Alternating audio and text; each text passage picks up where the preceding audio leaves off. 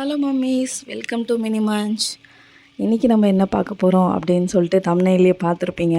So அந்த சீக்ரெட்டான ரெசிபியை தான் இப்போ உங்கள்கிட்ட ஷேர் பண்ண போகிறேன். இப்போது நான் ஆயில் போட்டுக்கோங்க பேனில். அதுக்கப்புறம் பட்டர் சேர்த்துக்கோங்க. பட்டை லவங்கம் எல்லாம் ஆட் பண்ணிக்கோங்க. எல்லாமே ரொம்ப கம்மியான குவான்டிட்டியில் ஆட் பண்ணுங்கள், நிறைய சேர்க்க வேண்டாம், ஏன்னா நம்ம கிட்ஸுக்கு செய்கிறோன்றதுனால. இப்போ ஆனியன் போட்டு நல்லா சாட்டே பண்ணிக்கோங்க. அதுக்கப்புறம் நான் இங்கே ஒரு 3 பச்சை மிளகாய் சேர்த்துருக்கேன். இதை நல்லா சாட்டே பண்ணிவிட்டு கொஞ்சம் லைட்டாக ப்ரௌனிஷ் கலரில் வந்தால் போதும். இஞ்சி பூண்டு பேஸ்ட்டு சேர்த்துட்டு அதுக்கப்புறம் பீட்ரூட்டை துருவி சேர்த்துருங்க. ஸோ இதுதான் சீக்ரெட்டான ட்ரிக்கு. நம்ம துருவி சேர்க்கும் போது ஃபைனல் டச் எப்படி வருதுன்னு நீங்களே பாருங்களேன். சுத்தமாக தெரியாது இதில் நீங்கள் பீட்ரூட் ஆட் பண்ணியிருக்கீங்கன்னு சொல்லிட்டு. டேஸ்ட்லேயும் கண்டுபிடிக்க முடியாது. இன்னொரு ஒரு டிப் இருக்குது, லாஸ்ட்டில் சொல்கிறேன். இப்போ மின்ட்டு சேர்த்துக்கோங்க.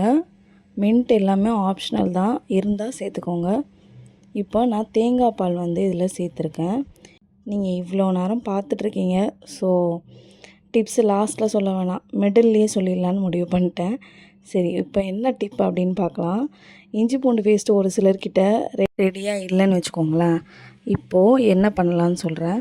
தேங்காய் பால் நீங்கள் அரைக்கும் போது இஞ்சி பூண்டு ரெண்டுத்தையுமே அது கூடவே சேர்த்து அரைச்சிருங்க. நான் இது வரைக்கும் அப்படி ட்ரை பண்ணதில்லை. இன்றைக்கி நான் குயிக்காக செய்யணும் அப்படின்றதுக்காக நான் அப்படி தான் போட்டேன்.